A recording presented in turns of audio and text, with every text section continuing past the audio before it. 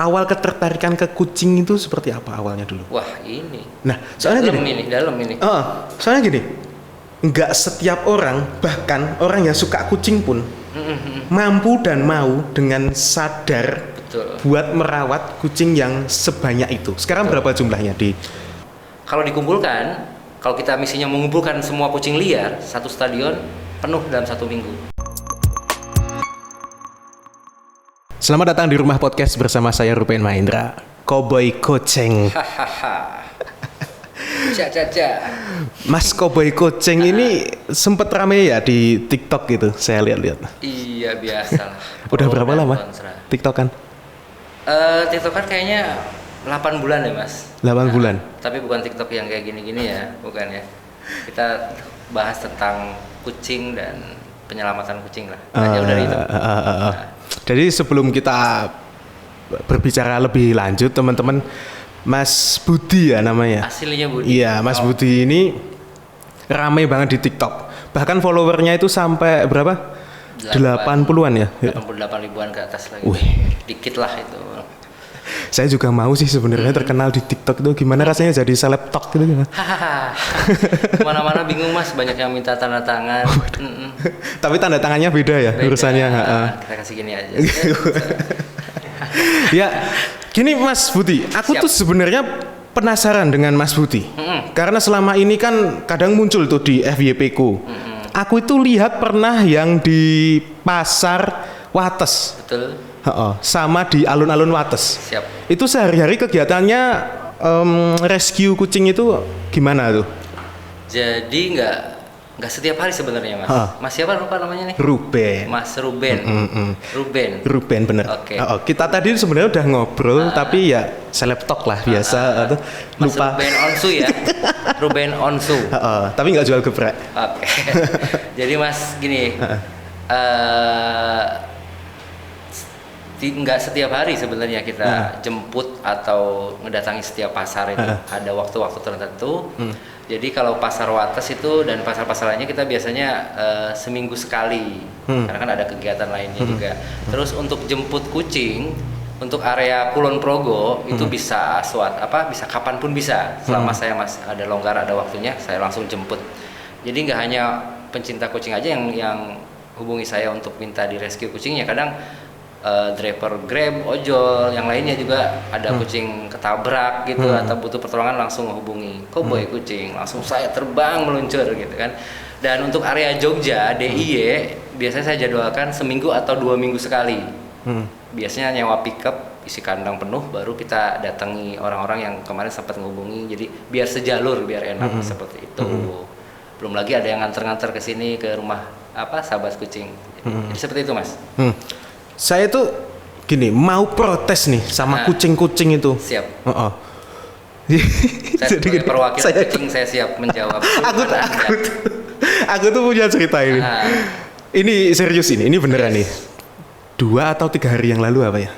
Itu kan di dekat saya itu kan banyak kucing-kucing itu liar. Gitu. Yang nggak tahu siapa pemiliknya. Betul.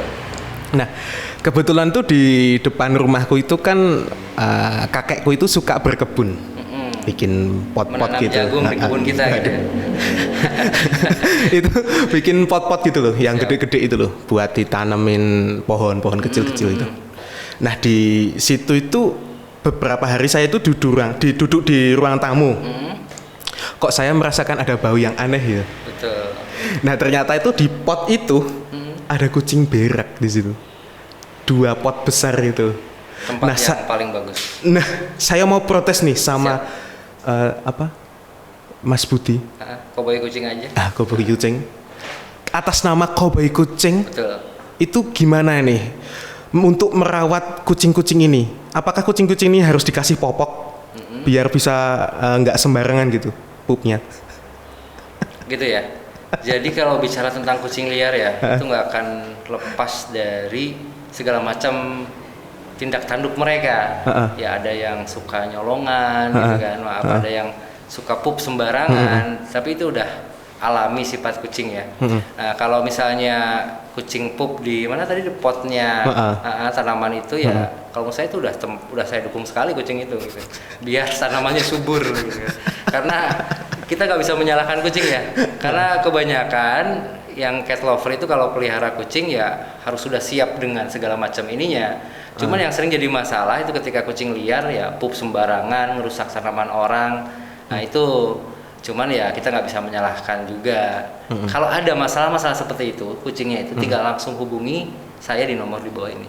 Nanti bisa hubungi langsung, Mas ini ada kucing perlu di rescue karena meresahkan warga misalnya, atau ini ada kucing yang perlu diambil atau yang sakit bisa saya ambil langsung ke tempatnya masing-masing. Jadi kalau kucing yang pup di kotoran berarti nggak ada tempat lain yang senyaman pot tadi. Nah tetangga saya itu ada yang itu bekerja di tambang pasir gitu kan, nurunin di truk gitu. Kenapa nggak di situ aja pupnya? Mungkin lebih senang di pot karena kan lebih estetik gitu Mas, lebih keren. Kayaknya gitu. milih-milih ya. Milih-milih potnya bagus dia lebih milih situ. Jadi kalau tambang pasir kan udah biasa. Udah tahu yang bedain kalau ini WC umum sama WC di mall-mall itu kan beda, ada pencetannya gitu. Kayaknya lebih enak di situ gitu ya. Tapi kalau udah kucing udah masuk ke rumah kucing, ke rumah sahabat kucing itu kucing udah mulai diajari kebersihan. Jadi setiap pagi saya absen, kemudian saya kasih briefing yang main jauh segera pulang kalau sudah waktunya adzan zuhur, asar segera pulang. Terus yang suka pup sembarangan juga diajari supaya bisa pup di tempatnya yang setelah disediakan di litter box gitu. Jadi kalau yang masih ada kucing nakal ya bisa dititipkan atau disekolahkan di rumah sahabat kucing. Gratis, free gitu. Free. Nah ini sebelum lebih jauh nih, aku mau tanya-tanya, kita tarik ke belakang. Siap. Sebenarnya bukan asli Kulon Progo ya? Bukan, saya pendatang. Mas Kobai Kucing nih? Bukan. Aslinya mana? Bandung? Saya mana? Kuningan. Oh Kuningan lebih tepatnya. Itu gimana kok bisa di sini? Oke. Pada suatu malam, saya merenung di keheningan malam kan.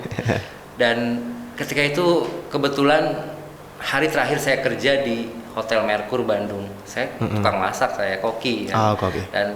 Dan ketika itu pun saya masih bergelut dengan kucing, jadi saya kerja, saya juga waktu itu jadi tukang parkir juga, jadi siang kerja, malam tukang parkir di sekitaran alun-alun Bandung.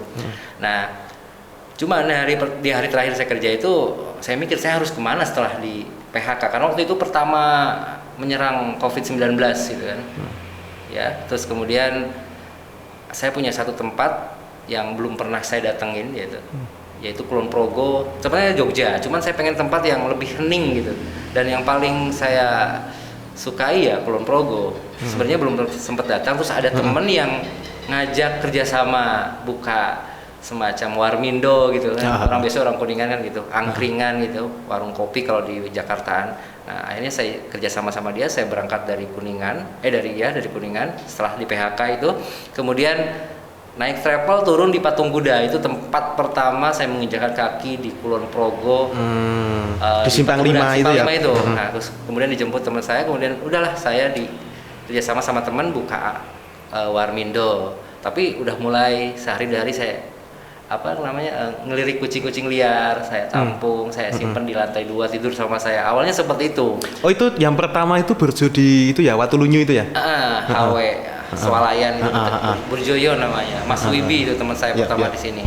Nah, itu berarti pas posisi aku sering nongkrong di situ, kita belum kenalan tuh. Tuh. Nah, tapi sering nongkrong di situ. Nah, tapi aku sebelum Mas Budi. Bukan saya. Nah, itu aku pernah ke sana beberapa kali, dan Mas Wibi itu kan kakaknya temanku. Oh alah. Gitu, awal-awal buka itu. Terus aku dengar beberapa kali obrolan sama teman-teman, ada Hengki, ada yang lain-lain itu loh. Semua itu. Nah itu sama Hengki juga. Nah itu temanku. Nah aku sempat dengar obrolan ada yang suka kucing nih. Gitu.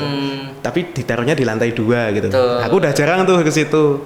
Terus ini ternyata benang merahnya di situ gitu. Benang merahnya di situ.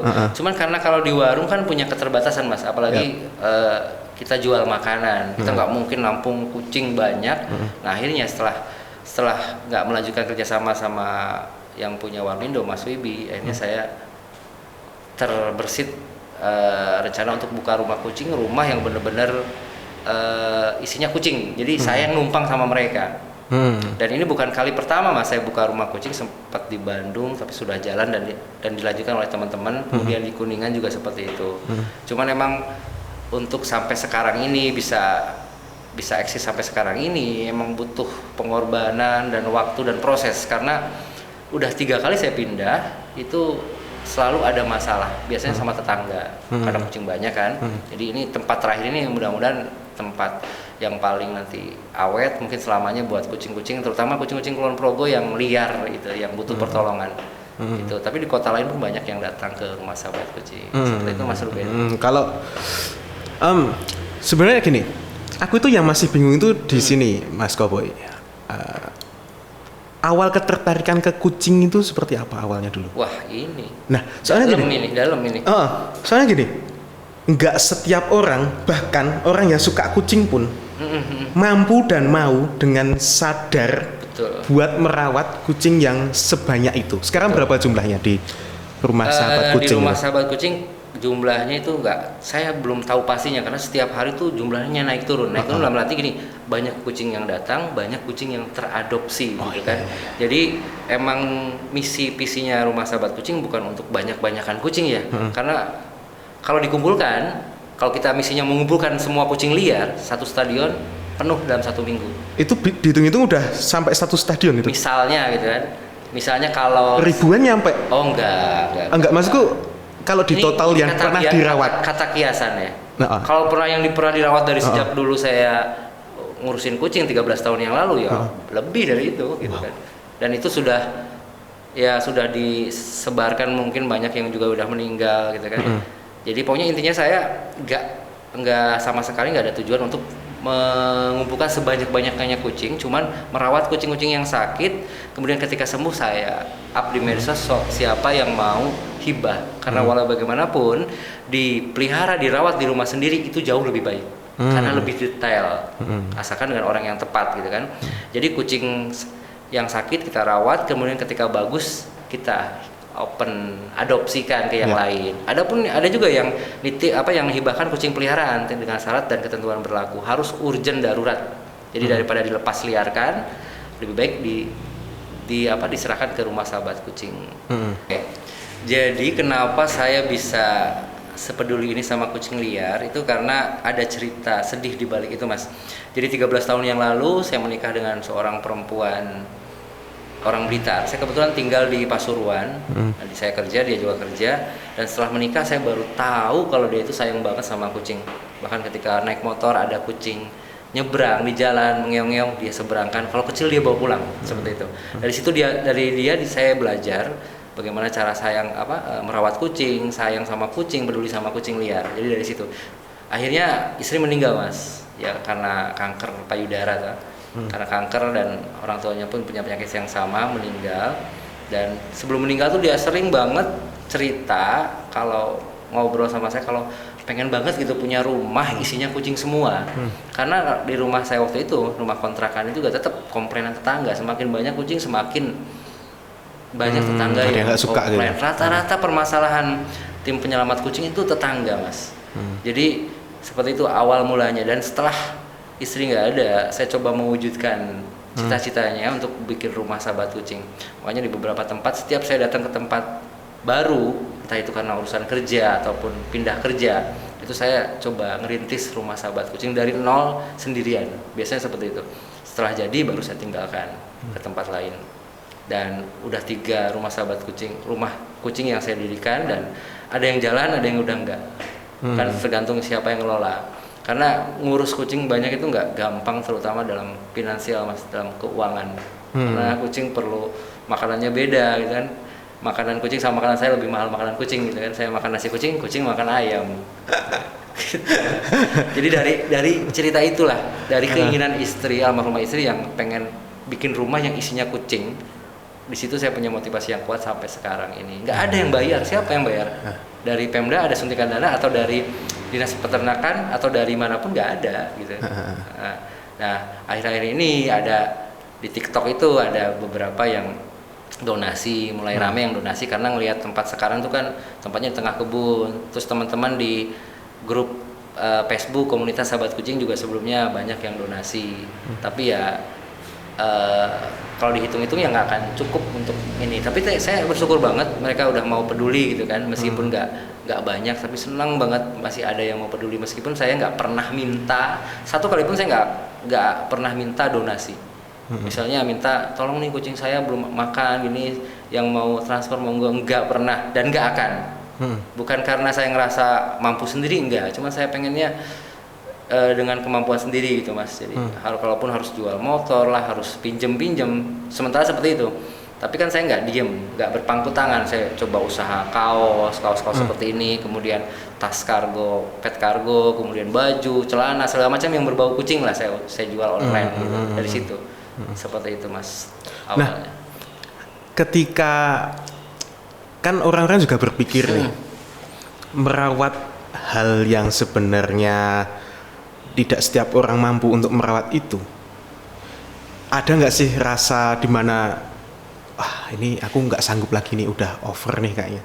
Pernah nggak ngerasa kayak gitu? Pernah. Saya seringkali mengalami di posisi paling sulit Mas. Saya buat makan aja nggak ada.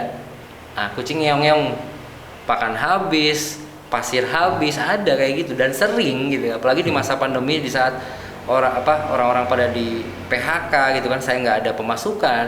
Kemudian saya pernah di Kulon Progo jualan cilok keliling, pernah. Terus banyaklah ada yang ngajak kuli bangunan, pernah beberapa hari gitu kan untuk kucing. Saya sering kali mengalami, ini cerita di Kulon Progo aja ya, sering kali ngalami saya nggak punya uang sama sekali, dompet nggak ada, cuma isinya KTP doang Mas. Itu kucing ngeong-ngeong lapar, makan kucing habis, saya juga lapar. Pernah sering ngalami seperti itu, nggak sekali dua kali. Jadi nggak seperti yang teman-teman lihat semuanya serba happy kalau di TikTok atau di postingan kan, nggak ada. Cuman saya nggak mau berkeluh kesah tentang itu. Iya, jadi nggak mau dengan itu. Akhirnya saya mengiba, minta tolonglah, enggak lah. Itu caranya bangkit gimana? Kan kucing minta makan terus tuh di situ. Caranya bangkit pertama yang paling gampang, jual apa yang saya punya. Jual apa yang dipunya? Motor pertama, udah 2 motor saya jual itu. Sebelum ini pernah jual motor? Pernah. 2 kali. Di Kulon Progo aja lah itu. Kita bicara di Kulon Progo, udah 2 kali jual motor. Yang terakhir pas mampu beli lagi saya gadekan. Nah, ini baru saya ambil lagi. Jadi saya yakin gini aja, semua orang dikasih rezeki dan kucing datang pun saya anggap itu rezeki. Jadi kalau ada orang yang datang ke rumah sahabat kucing nyerahkan kucing, itu saya anggap mereka nyerahkan rezekinya ke saya. Gitu.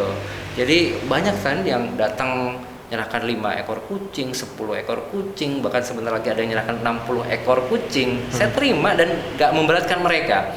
Kalau di shelter lain mungkin harus bayar 100.000 per ekor kucing, harus kasih uang steril per 1 ekor kucing. Saya enggak mau sedekah buat pakan kucing, apapun bentuknya, pakan, uang, bahkan istilahnya kardus bekas atau gombal kain itu bekas, monggo, nggak ada paksaan, enggak pun nggak apa-apa. Mau sedekah kandang yang sudah terpakai, saya terima dengan senang hati, tapi tidak ada satupun syarat yang mengharuskan memberikan uang sekian rupiah nggak pernah. Karena saya anggap mereka menyerahkan kucing ke saya anggap mereka menyerahkan rezekinya ke saya gitu. Dan alhamdulillah selalu ada pertolongan di saat-saat tersulit. Karena saya yakin. Sampai titik tersulitnya itu adalah ketika kucing minta makan, bahkan manusianya itu juga minta makan. Sampai sekarang pun kalau kucing udah makan 3 kali, saya belum makan gitu. Yang penting kucing dulu gitu kan. Di saat yang paling sulit ya itu, nggak punya uang, nggak ada yang bisa dijual. Itu paling sulit lagi, nggak punya uang, nggak ada yang bisa dijual. Kucing lapar, nggak ada makanan, nggak ada pasir buat pup juga. Nah itu apalagi pinjam ke teman. Ya. Itu yang paling sulit dari yang sulit. Berarti kucing itu adalah suatu prioritas ya kalau dalam hidupmu. Betul. Bener-bener top gitu ya, ini kucing gitu. Mungkin orang pikir gini ya, gak masuk akal, gak mungkin kalau gak ada keuntungan. Mungkin bilang gitu, setiap ada orang yang ke rumah sahabat kucing, Mas ternak kucing untuk dijual, enggak. Mas keuntungannya berapa? Enggak ada keuntungan, kita gak bicara nominal, gak bicara keuntungan, ini enggak ada. Ini misi dalam hati, gak ada gitu. Mungkin banyak kan berita-berita miring tentang tim rescue yang istilahnya numpang hidup di atas kucing gitu. Dia rescue kucing tapi cuma sekedar numpang hidup cari keuntungan. Itu beda dengan saya gitu.